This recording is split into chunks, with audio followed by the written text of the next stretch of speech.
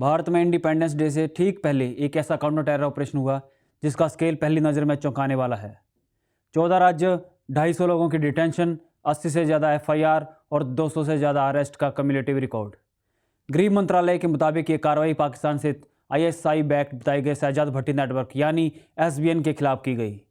सरकार का दावा है कि इस नेटवर्क की योजना इंडिपेंडेंस डे के आसपास देश में सबवर्सिव अटैक्स करने की थी। लेकिन सवाल सिर्फ इतना नहीं कि कितने लोग पकड़े गए, असल सवाल है शहजाद भट्टी कौन है, ये नेटवर्क भारत में कैसे काम कर रहा था, क्या ये सिर्फ पंजाब तक सीमित था, कौन कौन से पुराने टेरर केसेस इससे जुड़े हैं और आखिर सिक्योरिटी एजेंसी ने इस पूरे नेटवर्क तक पहुंच कैसे बनाई। ISI का शहजाद भट्टी नेटवर्क कैसे टूटा। नमस्कार, मैं हूं राजेश चौहान और आप देख रहे हैं आज का भारत। पहले समझिए शहजाद है कौन। सिक्योरिटी एजेंसी और NIA के जांच के अनुसार Shahzad Bhatti Pakistan based gangster turn terrorist और एलिज्ड ISI बैक्ड हैंडलर है। यानी कहानी किसी एक लोकल टेरर सेल की नहीं बता जा रही।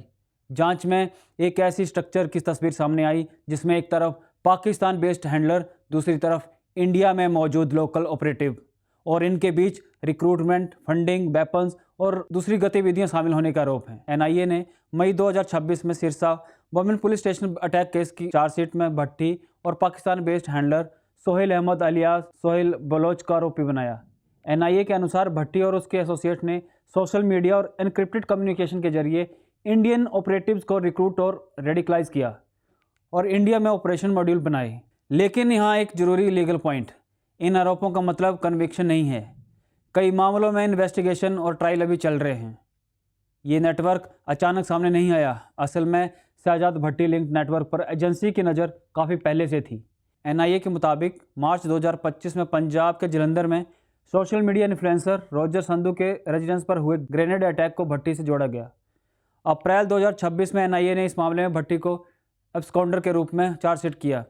फिर आया नवंबर 2025, हरियाणा के सिरसा वुमेन पुलिस स्टेशन पर ग्रेनेड अटैक।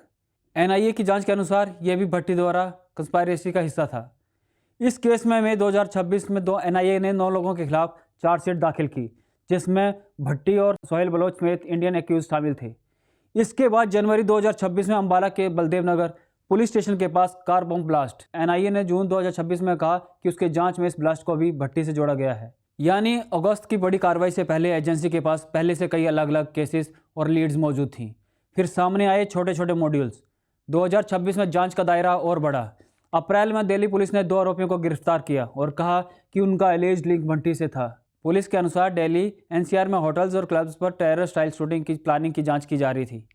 मई में उत्तर प्रदेश ATS ने भी पाकिस्तान लिंक्ड सस्पेक्टेड मॉड्यूल के खिलाफ कार्रवाई की। UP ATS के अनुसार 4 लोगों को गिरफ्तार किया गया और जांच में सोशल मीडिया के जरिए युवाओं को रिक्रूट करने और स्लीपर सेल नेटवर्क एक्सपेंड करने की कोशिश का आरोप सामने आया। एक अन्य UP ATS इन्वेस्टिगेशन में 2 युवकों को गिरफ्तार किए जाने की बात सामने आई, जिन्हें एजेंसी ने भट्टी और उसके एसोसिएट से लिंक्ड बताया। फिर जून में NIA ने पंजाब और हरियाणा के 18 लोकेशन पर सर्च किए। ये सर्च भट्टी के जुड़े 3 अलग टेरर गैंगस्टर केसेस की जांच का हिस्सा थी। NIA ने डिजिटल डिवाइसेस, डॉक्यूमेंट्स और कम्युनिकेशन और फाइनेंशियल लिंक से जुड़ी सामग्री जब्त की। इस नेटवर्क की एक और महत्वपूर्ण परत सामने आई। जून 2026 में दिल्ली पुलिस ने Pakistan backed terror crime module के खिलाफ कार्रवाई की और 7 लोगों को गिरफ्तार करने की बात कही।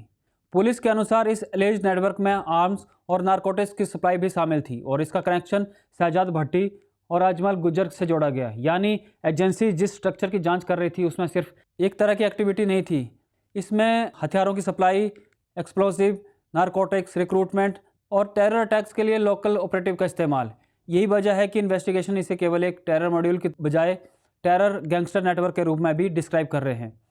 अब आते हैं इस पूरी कहानी के सबसे बड़े दिन पर। 12 अगस्त 2026, इंडिपेंडेंस डे से कुछ ही दिन पहले गृह मंत्रालय के मुताबिक सिक्योरिटी एजेंसी ने स्टेट पुलिस फोर्सेस के साथ real time intelligence sharing system के जरिए 14 राज्यों में कोऑर्डिनेटेड ऑपरेशन किया। ये कोई एक शहर में हुई रेड नहीं थी, ये मल्टी स्टेट क्रैकडाउन था।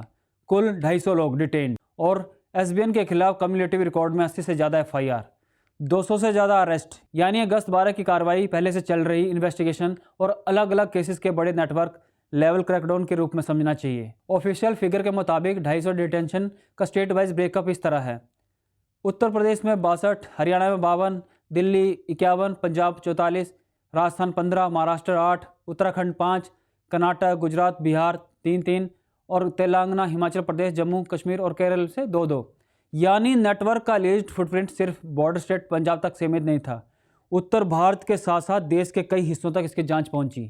सिक्योरिटी एजेंसीज के अनुसार कार्रवाई में कई तरह का मटेरियल रिकवर हुआ, जिसमें शामिल है आईईडी, पाकिस्तान ऑर्डिनेंस मार्किंग वाले ग्रेनेड, पिस्टल, लाइव कार्ट्रेज और सीसीटीवी कैमराज। गृह मंत्रालय का कहना है कि सीसीटीवी कैमरा का इस्तेमाल पुलिस, डिफेंस और रिलीजियस साइट्स की सर्विलेंस और एस्पिनोज के लिए किया जा रहा था। यही रिकवरी इस केस में सबसे महत्वपूर्ण एविडेंस क्लेम्स में से एक है, क्योंकि एजेंसी का कहना है कि पाकिस्तान मार्किंग वाले ऑर्डिनेंस और बाकी एविडेंस नेटवर्क के क्रॉस बॉर्डर लिंक्स की ओर इशारा करते हैं। लेकिन रिपोर्ट में यहाँ भी प्रूफ और एजेंसी क्लेम के बीच फर्क रखना जरूरी है। किसी रिकवरी को अदालत में किस तरह एस्टैब्लिश किया जाए, ये आगे की इन्वेस्टिगेशन और जुडिशियल प्रोसेस तय करेगा। अब वो सवाल पर आते हैं जो सबसे ज़्यादा पूछा जा रहा है, कुल कितने मॉड्यूल पकड़े गए। यहाँ एक महत्वपूर्ण बात है, सरकार ने 12 अगस्त की नेशनल वाइड कार्रवाई के लिए इतने मॉड्यूल की कोई सिंगल ऑफिशियल संख्या जारी नहीं की। Official figure 250 detention, 200 plus arrest और 80 प्लस एफआईआर, इसके अलावा अलग अलग इन्वेस्टिगेशन में स्पेसिफिक मॉड्यूल सामने आए। दिल्ली पुलिस ने 2 भट्टी लिंक्ड मॉड्यूल पर कार्रवाई की। एनआईए ने 3 टेरर गैंगस्टर केसेस में जांच की। यूपी में अलग सस्पेक्टेड स्लीपर सेल इन्वेस्टिगेशन हुई। सिरसा और अंबाला अटैक के केसेस अलग से एनआईए के पास हैं। इसलिए अगर कोई हेडलाइन कहती है कि भारत ने एग्जैक्टली एक्स मॉड्यूल डिस्ट्रॉय कर दिए, तो उस संख्या को ऑफिशियल सोर्सेज से वेरीफाई किए बिना इस्तेमाल करना ठीक नहीं होगा। भारत ने नेटवर्क तक पहुंच कैसे बनाई? इस ऑपरेशन की सबसे महत्वपूर्ण बात शायद अरेस्ट की संख्या नहीं, बल्कि इंटेलिजेंस कोऑर्डिनेशन है। अलग अलग घटनाओं से इन्फॉर्मेशन जुड़ती गई। पंजाब के grenade attack, Sirsa attack, Ambala blast, Delhi NCR cases, UP में रिक्रूटमेंट इन्वेस्टिगेशंस और फिर डिजिटल और फाइनेंशियल लिंक्स की जांच। एनआईए ने जून में सर्चेस के दौरान कम्युनिकेशन नेटवर्क और फाइनेंशियल ट्रांजैक्शन से जुड़े एविडेंस की जांच की बात कही थी और अगस्त 12 को इसी इंटेलिजेंस पिक्चर के आधार पर स्टेट पुलिस फोर्सेस के साथ कोऑर्डिनेटेड एक्शन किया गया। यानी ये घटना एक आरोपी एक एफआईआर से आगे बढ़कर एजेंसी ने पूरे नेटवर्क स्ट्रक्चर को जोड़ने की कोशिश की। यही काउंटर टेरर इन्वेस्टिगेशन में सबसे महत्वपूर्ण बदलाव होता है। लेकिन क्या नेटवर्क पूरी तरह खत्म हो गया? अब सबसे बड़ा सवाल, क्या शहजाद भट्टी नेटवर्क पूरी तरह खत्म हो गया? गृह मंत्री अमित शाह ने इसे डिस्ट्रॉयड बताया है, लेकिन इन्वेस्टिगेटिव और लीगल पर्सपेक्टिव से तस्वीर थोड़ी अलग है, क्योंकि कुछ आरोपी गिरफ्तार हैं, कुछ के खिलाफ चार्जशीट्स हैं, कुछ एब्सकॉन्डर्स हैं और कई इन्वेस्टिगेशन अभी जारी हैं। एनआईए के जून इन्वेस्टिगेशन में भी एजेंसी ने कहा था कि वो लार्जर क्रॉस बॉर्डर कंस्पायरेसी को अनरिवील करने के लिए आगे जांच कर रही है। इसलिए ज़्यादा एक्यूरेट वर्डिंग होगी, भारत ने नेटवर्क को बड़ा झटका दिया और उसके कई ऑपरेशनल लिंक्स को डिसरप्ट किया। लेकिन ये कहना है कि भारत में इससे जुड़ा हर व्यक्ति, हर नेटवर्क समाप्त हो गया, अभी उपलब्ध एविडेंस से साबित नहीं होता। इस पूरी कार्रवाई से 3 बातें सामने आती हैं। पहली, आज का क्रॉस बॉर्डर टेरर सिर्फ बॉर्डर इन्फिल्ट्रेशन की कहानी नहीं, ये online recruitment, local networks, crime funding, weapons और सर्विलेंस के कॉम्बिनेशन में भी बदल रहा है। दूसरी, एक बड़े टेरर नेटवर्क को रोकने के लिए सिर्फ एक एजेंसी नहीं, सेंट्रल इंटेलिजेंस, एनआईए और स्टेट पुलिस के बीच कोऑर्डिनेशन जरूरी है। और तीसरी, 250 डिटेंशन और 200 से ज़्यादा अरेस्ट बड़ी संख्या जरूर है, लेकिन काउंटर टेरर ऑपरेशन की असली सफलता अदालत में साबित होने वाले एविडेंस और आगे नेटवर्क के दोबारा सक्रिय न होने से तय होगा। शहजाद भट्टी नेटवर्क की कहानी अभी इन्वेस्टिगेशन और जुडिशियल प्रोसेस में आगे बढ़ेगी, लेकिन 12 अगस्त की कार्रवाई ने एक बात जरूर दिखा दी, भारत की सिक्योरिटी एजेंसी अब आइसोलेटेड टेरर सेल्स के बजाय क्रॉस बॉर्डर नेटवर्क को जोड़कर देखने की कोशिश कर रही है, और यही इस पूरे ऑपरेशन की सबसे बड़ी कहानी है। धन्यवाद।